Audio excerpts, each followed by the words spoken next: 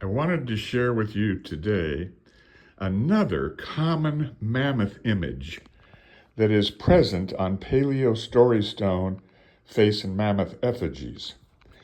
This particular image of mammoths is really quite common on Paleo Story Stones. And let's start with this piece here. This is a beautiful piece of pleistocene bone. I acquired that from a paleontologist in Texas who labeled it a part of a mammoth jawbone. And it may be that or maybe a flat bone from on top of the head, but I'll defer to the paleontologist. That is an excellent image of a mammoth facing left. That is exactly what a mammoth or Pleistocene proboscidean would have looked like over 11,000 years ago. And it's been carved all the way around the perimeter. There's no breaks or jagged edges on this. It's been smooth and all the way around the piece. This is the hair of the mammoth draping down the back of the mammoth, and its eye right here. That is just an outstanding Pleistocene bone image of a mature mammoth facing left. And much of the Pleistocene bone found today, many pieces of the Pleistocene bone have been carved into Paleo Story Stone face and mammoth effigies. Mammoth leg bones, mammoth hip bones, bison leg bones, bison head bones with the horn coming out, the skull bones with the horn for the horn of the shaman. I have several of those, and they're really not that uncommon. And they're found not only in the Americas, as this one was, but also around the world. Then we have this similar, very similar. This is all of these Paleo Story Stones have the same mammoth images in common. This now is a mammoth facing off to the left, with its trunk coming down to the left. That is an excellent image of a mammoth facing left, and that's made out of Andara volcanic glass. This one comes from Java, Indonesia. What a beautiful stone it is, and it stands upright. It was meant to stand upright, and it was just beautifully flaked. My videos that I post of these story stones on YouTube and on my website are not just geofacts or just rocks that look like they might be an image, but they're actually fashioned into an image. They're actually worked into an image by being flaked by our paleo ancestors. And this is all paleo flaking. Many of us that collect paleo spear points and knives, we know what paleo flaking, percussion flaking looks like. And just a beautiful specimen that's been beautifully worked in paleo times to make that beautiful mammoth image. And it looks like almost charging type image with its trunk coming down here, facing off to the left. Then we have this piece here. That's another great mammoth image right there. That is made out of citrine crystal from Brazil. And much of the citrine crystal from Brazil has been carved. A lot of stones, emeralds from down there have been carved, and other stones. The Campo de Cilio meteorite strewn field, we'll see one in just a minute. They fashion these mammoth effigies, Paleo Story Stone effigies out of meteorite quite routinely, nickel iron meteorite. But that is an excellent image of a mammoth now facing right. And it's the same imagery we've seen on the other two examples.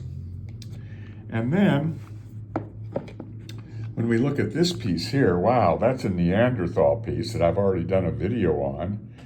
That's a beautiful Neanderthal piece from Montsac, France. And what we have here is the eye of the mammoth, the big trunk coming down, and the mammoth now is facing off to the right. And then we also have some cool faces on this as well. This is the eye of the face here, the nose and mouth down below now, the eye here of the face facing off to the left. But I won't get into all the facial images today. I just wanted to show you the mammoth imagery of that mammoth now facing right. And it's all the same type of imagery. And then when we look at this piece here, this is a beautiful mammoth image now with its big trunk and hair tuft above the head, sloping back. This and the citrine crystal one are pretty heavily etched. They did a lot of etching on flake stone, our Paleo Indian friends. That's the eye of the mammoth there with its big sweepy trunk coming off to the left. You can see the etching lines that have been grooved into this. This is really a monumental piece. And this comes from this comes from Africa. It's a wonderful piece. It's a Paleo biface, actually, from Madagascar. And just a wonderful mammoth image. Now the mammoth is facing off to the left. Very similar profile, very heavily etched and beautifully flaked. Again, this is a beautiful Paleo biface with a very sharp edge going around there. And that's the baby mammoth now with its little trunk off to the lower right.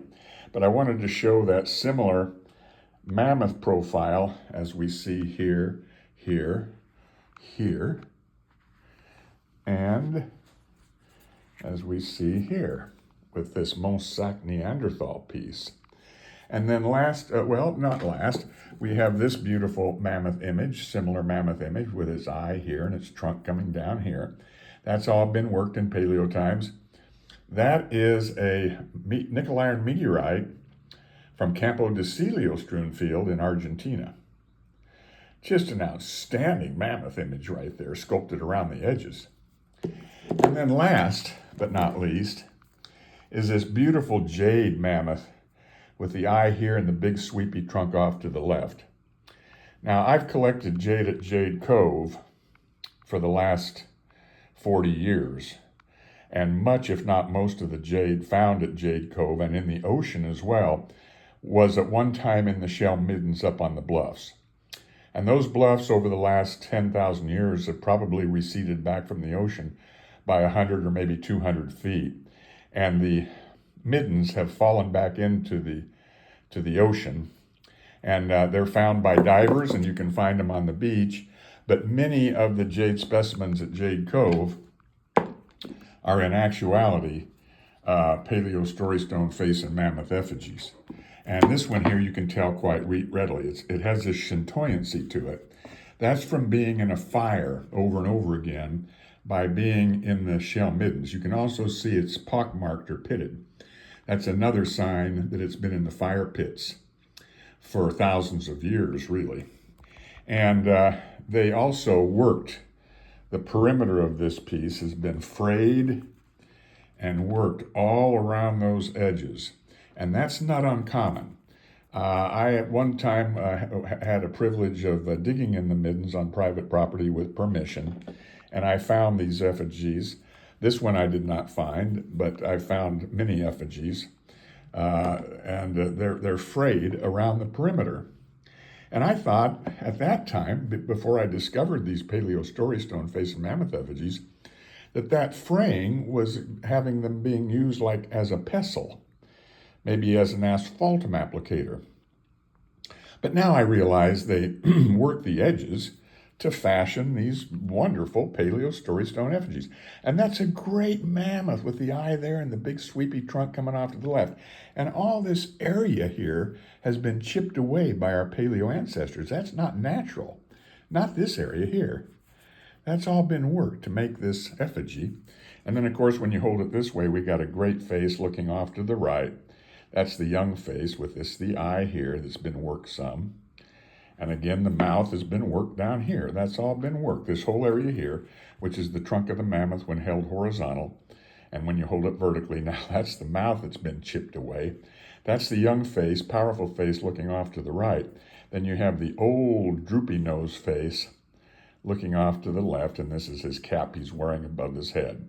So I just wanted to share with you today some very interesting, very great, very common mammoth images that we find on Paleo Story Stone face and mammoth effigies from around the world.